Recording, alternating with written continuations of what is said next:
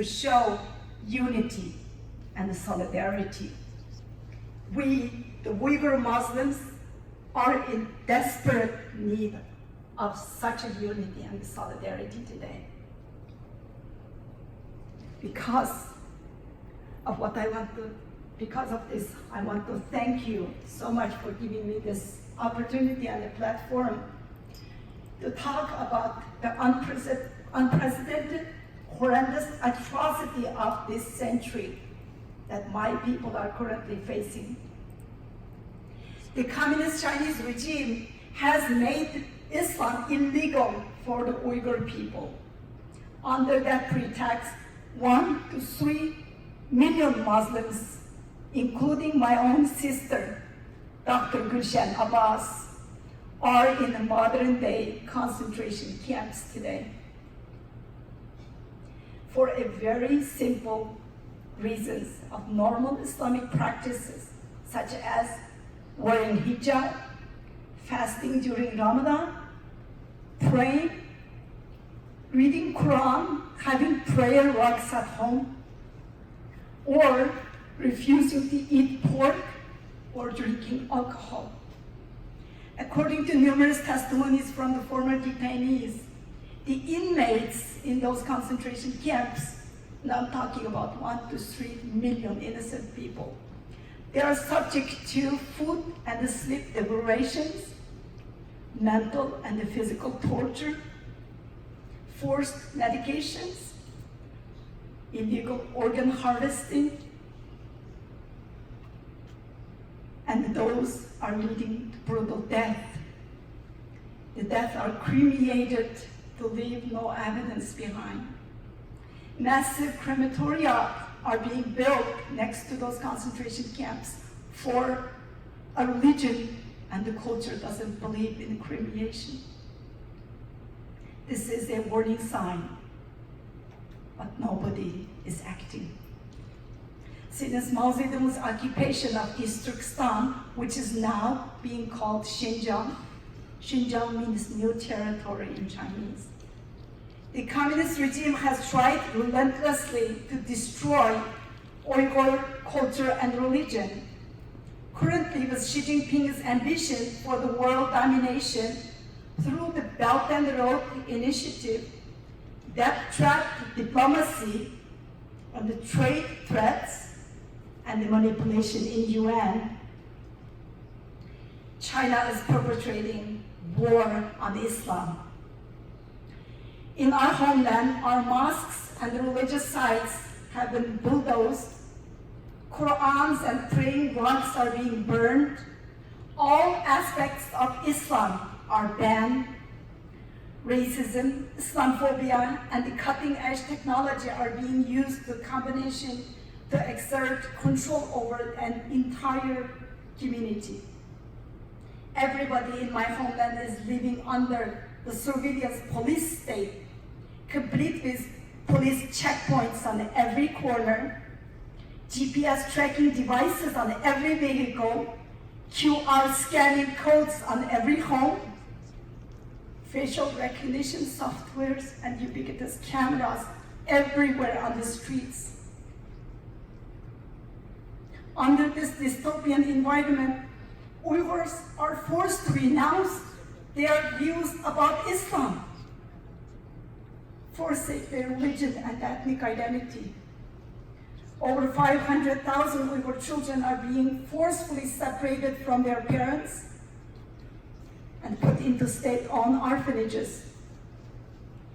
And by separating Muslim parents from their children, orphaned kids no longer have ties to their traditions and their religion.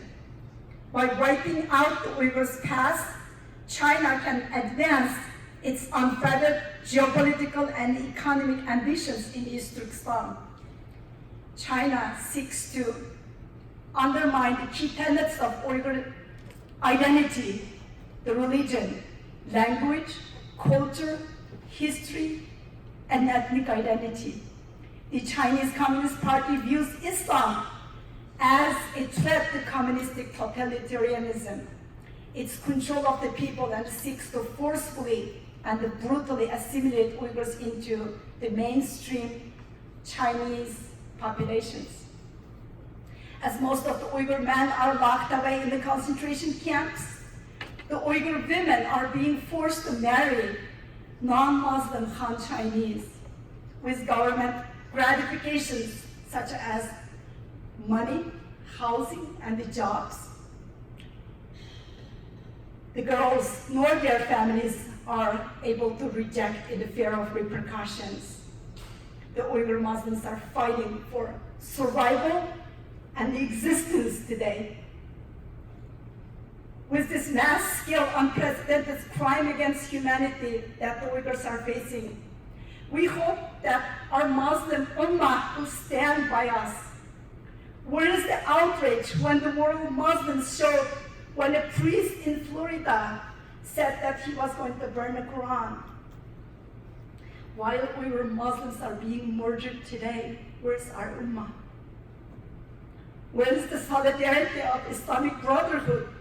Isn't it all Muslim Ummah as one body in their affection, mercy, and compassion for each other?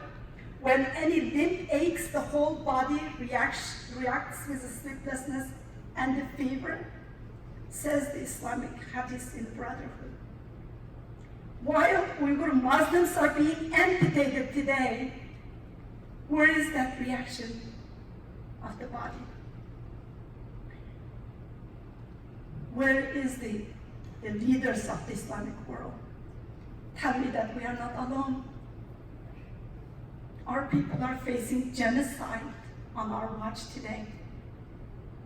The Beijing regime openly announced to the world that they're Sinified Islam, making the core principles of Islam compatible with communistic ideologies. How in the world would Islam or any religion can be compatible with communistic atheist ideologies? The world Muslims are standing by. What's happening in East Turkestan isn't staying just in East Turkestan or China. The Chinese Communist government already exported their mass surveillance system and the population monitoring tactics to more than a dozen countries around the world now. Muslims and the other ethnic and religious people around the world are at risk if the Chinese model of technology's repression goes unchecked. The Muslim world cannot choose economic interests over the interest of our Muslim communities, our Muslim people. Over 15 to 20 million Muslim Uyghurs. China's carrot and stick approach to economics has had chilling effects that echoes across the world.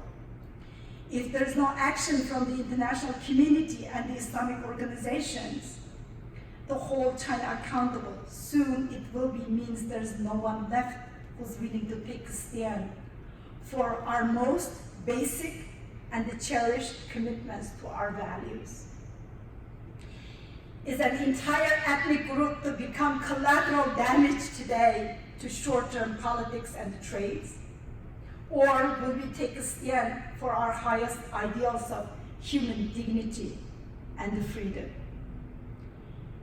In a time when Islam is coming under attack almost everywhere, how will our faith survive if we are only concerned with our own narrow self-interest? Today, I ask for your help and support so that together we can act with the compassion, courage, and the conviction that's necessary to win the freedom of the Uyghur Muslims. Thank you.